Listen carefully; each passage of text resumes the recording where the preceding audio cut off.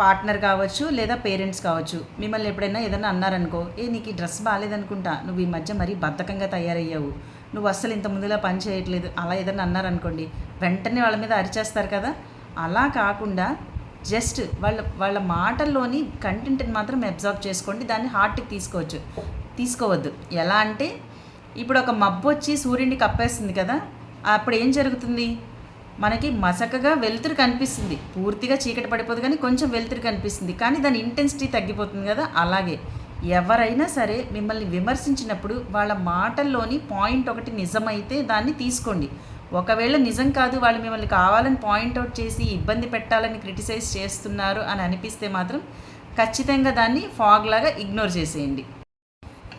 ఇంకొకటి, ప్రతిదాన్ని పట్టించుకోవాల్సిన అవసరం లేదు. పని చేసే వాళ్ళని మాత్రమే విమర్శిస్తారు, ఖాళీగా ఉన్న వాళ్ళని ఎవరు పట్టించుకోరు. ఉదాహరణకి మీరు ఏదైనా కొత్త జాబ్ మొదలుపెట్టారు, లేదా కొత్త స్టార్టప్ బిజినెస్ స్టార్ట్ చేస్తున్నారు, ఏదో వెంచర్ అనుకుంటున్నారు, ఏదైనా చేద్దాం అనుకుంటున్నారు, వెంటనే మీ హస్బెండ్ ఏంటి అలా చేస్తున్నారంట, మీ వైఫ్ ఏంటి కొత్తగా ఇదేదో స్టార్ట్ చేశారంట, ఇలాంటి కామెంట్లు వస్తుంటాయి మనకి. ఏ పని లేకుండా ఖాళీగా ఉన్న వాళ్ళ గురించి ఎవరు పట్టించుకోరు.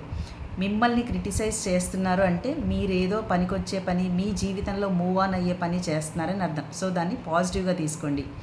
ఇంకొకటి, క్రిటిసైజ్ చేస్తున్నారు అంటే దాన్ని పాజిటివ్గా తీసుకోవడం ఎలాగో చూద్దాం. ఫర్ ఎగ్జాంపుల్, ఎవరైనా వచ్చి నీ వర్క్ స్లోగా ఉంది అని మీ బాస్ అన్నారనుకోండి, దాన్ని వెంటనే పేపర్ మీద రాసుకోండి. లేకపోతే ఈ మధ్య నువ్వు ఈ పని సరిగ్గా చేయట్లేదు అన్నారు, దాన్ని పేపర్ మీద రాసుకోండి. ఇందులో మీకు పనికొచ్చేదాన్ని మాత్రమే అండర్లైన్ చేయండి. అంటే వర్క్ స్లోగా ఉంది మాత్రమే అండర్లైన్ చేసుకోండి. దాన్ని ఎలా ఇంప్రూవ్ చేసుకోవాలి అన్నదాని మీద మాత్రమే మీ ఫోకస్ ఉండాలి. అంతేకాని నా వర్క్ బాగాలేదు, నేను దేనికి పనికిరాను, నెక్స్ట్ నా ప్రమోషన్కి ఇది ఎఫెక్ట్ చేస్తుంది, నా శాలరీ హైక్ అవ్వదు, ఇలాంటివి పట్టించుకోవద్దు. కేవలం వర్క్ స్లోగా ఉంది, దాన్ని నేను ఎలా ఇంప్రూవ్ చేసుకోవాలి, దీని మీద మాత్రమే మీ ఫోకస్ ఉండాలి. ఇంకొకటి, ప్రతిదాన్ని పట్టించుకోవాల్సిన అవసరం లేదు. ఫర్ ఎగ్జాంపుల్, మీరు ఏదో వాట్సాప్ స్టేటస్ పెట్టారు, సోషల్ మీడియాలో ఏదో ఫోటో పెట్టుకున్నారు, ఏంటి ఈ మధ్య నువ్వు లావ్ అయిపోయినట్టునో, నీకు ఆ డ్రెస్ సెట్ అవ్వలేదే, మీరు ఎక్కడికి వెళ్ళారు, ఇక్కడికి కాకుండా పలానా చోటుకి వెళ్ళి ఉండాల్సిందే, మేము లాస్ట్ టైం అది చేసాము, ఇలాంటివి అనమాట. సో అలా ప్రతిదానికి స్పందించాల్సిన అవసరం లేదు, ప్రతి కామెంట్కి విలువ ఇవ్వాల్సిన అవసరం కూడా లేదు. ఇలా చేస్తే ఏమవుతుందంటే మనకు వచ్చిన ఒక 100 పాజిటివ్స్ని లేదా మన దగ్గర ఉన్న ప్లస్ పాయింట్స్ని అన్నిటిని వదిలేసి కేవలం ఆ మైనస్ నెగిటివ్ కామెంట్ మీదే ఫోకస్ చేస్తూ ఉంటాం అనమాట. సో ఎవరైనా ఏదన్నా కామెంట్ చేసినప్పుడు మీరు గుర్తుంచుకోవాల్సింది, ఒక 5 రోజుల తర్వాత ఈ పాయింట్కి వాల్యూ ఉంటుందా, 5 నెలల తర్వాత, 5 సంవత్సరాల తర్వాత వాళ్ళు అన్న పాయింట్కి కానీ మీరు తీసుకునే బాధకు కానీ అసలు వాల్యూ ఉంటుందా? ఆన్సర్ మోస్ట్లీ నో అనే వస్తుంది. సో క్రిటిసిజంని ఎప్పుడైనా ఫేస్ చేసినప్పుడు, ఎవరైనా మిమ్మల్ని విమర్శించినప్పుడు ఈ పాయింట్లన్నీ గుర్తుపెట్టుకోండి. ఇంకొకటి, సెల్ఫ్ కాన్ఫిడెన్స్. మన మీద మనకి కాన్ఫిడెన్స్ ఉంటే ఎవరన్నా ఏదన్నా చిన్న మాట అన్నా, ఒకవేళ మనల్ని తక్కువ చేసి మాట్లాడినా మనం వెంటనే ఆత్మన్యూన్యతకి లోనవ్వం అనమాట. మనకి కాన్ఫిడెన్స్ ఫుల్గా ఉంటే ఎవరైనా ఏదైనా ఏంట్రా ఈ పని చేస్తున్నావు, ఏమ్మా ఇలా ఉన్నావు అంటే, పర్లేదండి నేను హ్యాండిల్ చేయగలుగుతాను, నాకు దీంట్లో ఎక్స్పీరియన్స్ ఉంది, నేను చేసుకోగలుగుతాను అని మనం ధైర్యంగా చెప్పగలుగుతాం. ఒకవేళ మీకు ఆ పనిలో ఎక్స్పీరియన్స్ లేకపోయినా కాన్ఫిడెన్స్ ఉంటే చాలా ధైర్యంగా మాట్లాడి వాళ్ళ నోరు మూయించగలుగుతారు. ఇంకొకటి, పొరపాటున మీరు ఎప్పుడైనా తప్పు చేసినా సరే దాన్ని యాక్సెప్ట్ చేయడం నేర్చుకోండి.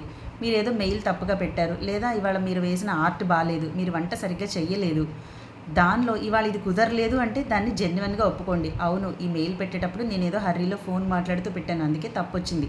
ఇవాళ వంట చేసేటప్పుడు అంత కాన్సన్ట్రేషన్ లేదు, అందుకని ఇవాళ సరిగ్గా కుదరలేదు. ఈ పెయింట్ ఆర్ట్ ఏదో వేస్తున్నప్పుడు ఇవాళ నేను ఫుల్ కాన్సన్ట్రేషన్తో చేయలేకపోయాను. ఇలా మీరు జెన్యున్గా మీ మిస్టేక్ ఒప్పుకుంటే అవతల వాళ్ళు కూడా మీ నిజాయితీని చాలా గుర్తిస్తారు, ఇంకా మీకు గౌరవం ఇస్తారనమాట.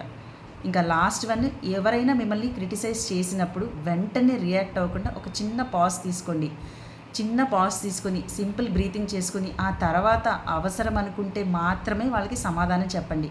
కొన్నిసార్లు సైలెంట్గా ఉండడమే చాలా పవర్ఫుల్, ఇంకా చాలా మీకు హెల్ప్ చేస్తుంది కూడా. సో ఎవరైనా మిమ్మల్ని క్రిటిసిజం చేసినప్పుడు ఇలాంటి పాయింట్లన్నీ గుర్తుపెట్టుకొని రియాక్ట్ అవ్వడం నేర్చుకోండి. మరి అసలు ఎవరిని క్రిటిసైజ్ చేయకూడదా, విమర్శించకూడదా అంటే ఖచ్చితంగా చేయాలి. మన ఫ్రెండ్ తప్పుదారిలో వెళ్తున్నాడు, మన పిల్లలు మన మాట వినట్లేదు, లేదా రాంగ్ డైరెక్షన్లో వెళ్తున్నారు అనిపించినప్పుడు ఖచ్చితంగా వాళ్ళని సరైన దారిలో సరైన మాటలతో మాత్రమే వాళ్ళకి ఆ పాయింట్ తెలిసేలాగా మాట్లాడాలి. ఓకే, మరి అర్థమైంది కదా క్రిటిసిజంని మీ మనసుకు తీసుకోకుండా ఎలా హ్యాండిల్ చేయాలో. మీకు ఈ వీడియో నచ్చితే లైక్, షేర్, కామెంట్ చేయండి. ఇంకా మీరు ఈ క్రిటిసిజంని మీ లైఫ్లో ఎలా హ్యాండిల్ చేస్తున్నారో కామెంట్ చేయండి. Thank you. I am Radhika, psychologist. Follow for more psychological updates.